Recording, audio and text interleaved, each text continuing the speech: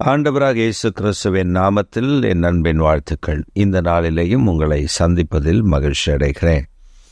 நம்முடைய தேவனாகிய கர்த்தர் எத்தனை நல்லவர் என்று பாருங்கள். இன்றைக்கு நம்முடைய தியானத்திற்கு நாம் தெரிந்து கொள்கிற வேத வசனம் எபிரேயருக்கு எழுதின நிருபம் 3வது அதிகாரம் 2வது வசனம். மோசே தேவனுடைய வீட்டில் எங்கும் உண்மை உள்ளவனாய் இருந்தது போல இவரும் தம்மை ஏற்படுத்தினவருக்கு உண்மை உள்ளவனாய் இருக்கிறார்.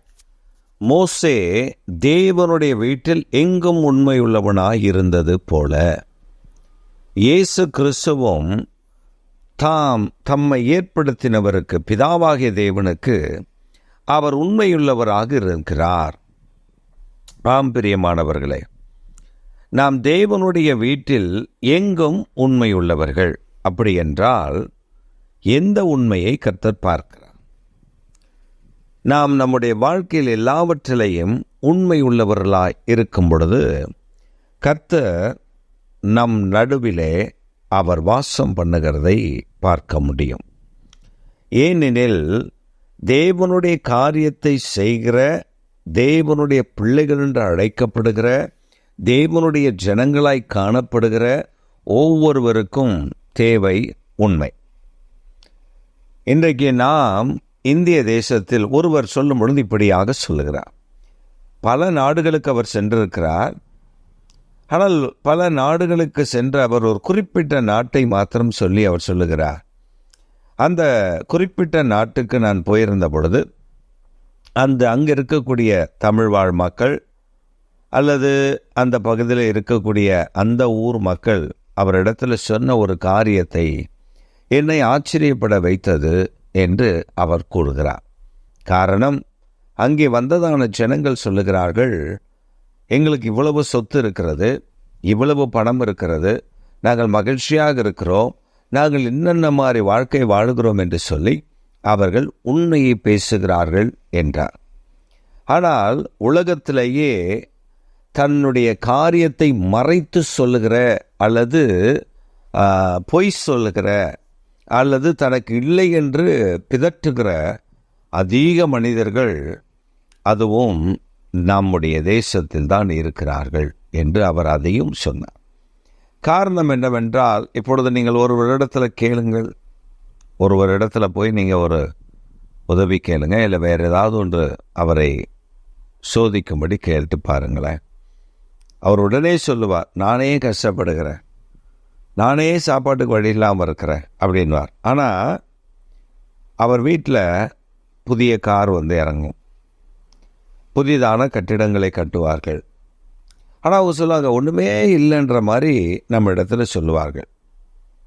ஆனால் மோசே தேவனுடைய பார்வையில் அவருடைய வீட்டில் எங்கும் உண்மையுள்ளவனாயிருந்தான். எப்படி அவனால் இருக்க முடிந்தது?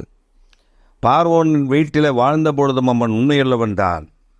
வடாந்திரத்தில் தன் மாமனுடைய ஆடுகளை மேய்த்த பொழுதும், எத்ரோவின் ஆடுகளை மேய்த்த பொழுதும் அவன் உண்மையுள்ளவன் தான். தேவன் அவனுக்கு தேவ ஆலயத்தை, அதாவது தேவனுடைய கூடாரத்தை, அந்த டேபர்னக்கிள் என்று சொல்லப்படுகிற ஆசாரிப்பு கூடாரத்தை கட்டும்படி ஆண்டவர் அவனுக்கு படித்த பொழுது அதிலேயும் அவன் உண்மையுள்ளவனாக இருந்தான்.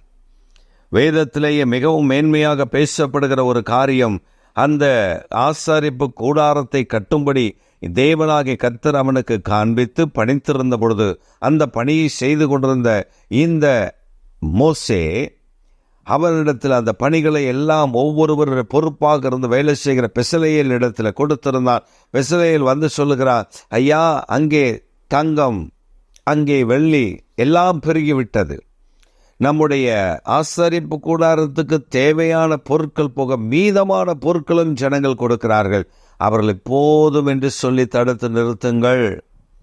அப்பொழுது மோசே தன் ஜனங்களுக்கு அதை அறிவிக்கும்படி கட்டளையிட்டான்.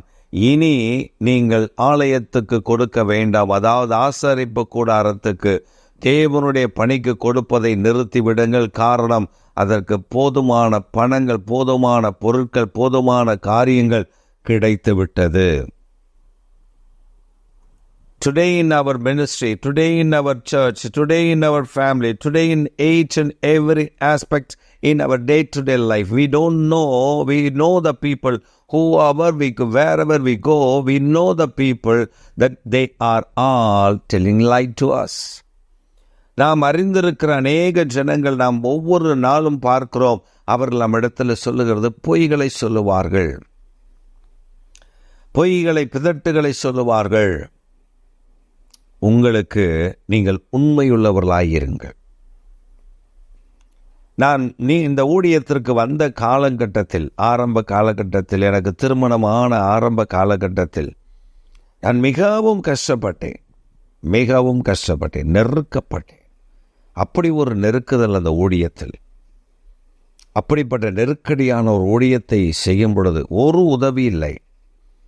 அந்த நேரத்தில் பரத்திலிருந்து ஒத்தாசை வந்தால் மாத்திரமே அன்றைக்கு எங்களுக்கு ஆகாரம். அப்படிதான் வாழ்ந்தோம்.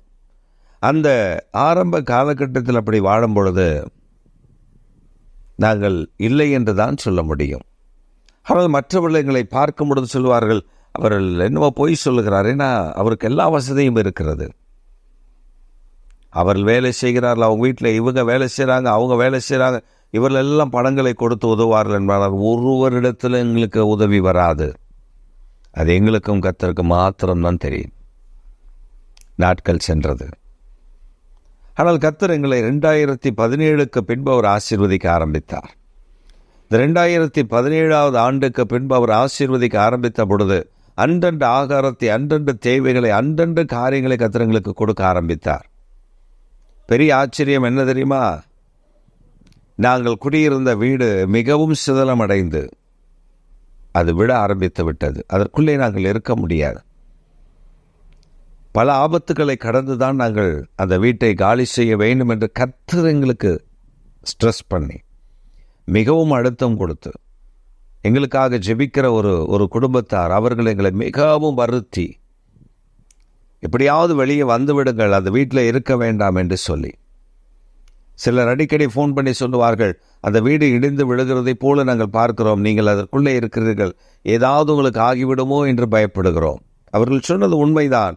நாங்கள் எல்லாம் ஒரு இடத்துல, நாங்கள் ஹாலில் உட்கார்ந்துருக்கிறோம், பாத்ரூமில் அந்த தளங்கள், மேலிருந்த தளம் இடிந்து அப்படியே விழுந்தது.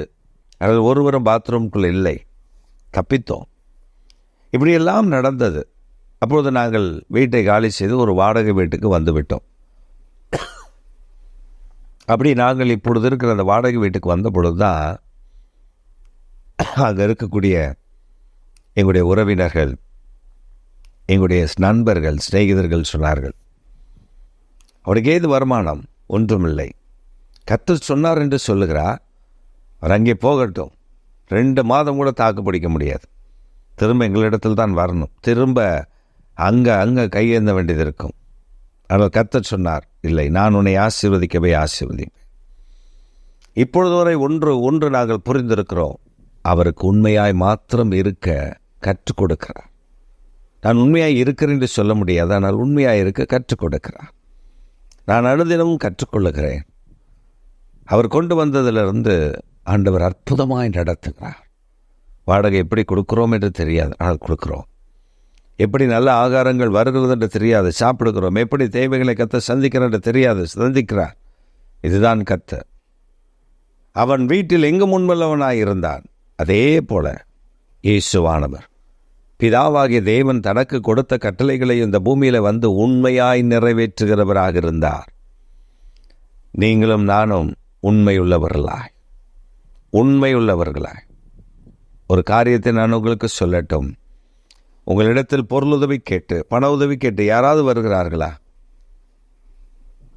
கடன் கேட்டு வருகிறார்களா? உங்களால் முடிந்தால் கடனாக அல்ல, உதவியாக அவர்களுக்கு செய்து விடுங்கள். பரிசாக அவர்களுக்கு அதை அவர்களுக்கு கொடுக்க முடிந்த தொகையை நீங்கள் கொடுத்து விடுங்கள். கடனாக வேண்டாம். அவர்களை கடன்காரனாக நீங்கள் மாற்ற வேண்டாம். உங்களுக்கு முடியும் என்றால் எவ்வளவு முடியுமோ அதை அவர்களுக்கு இனாமாக கொடுத்து அவர்களை மகிழ்ச்சியோடு அனுப்பி வையுங்கள். நம்முடைய தேவனாகிய கர்த்தர் அதை பார்க்கிறார்.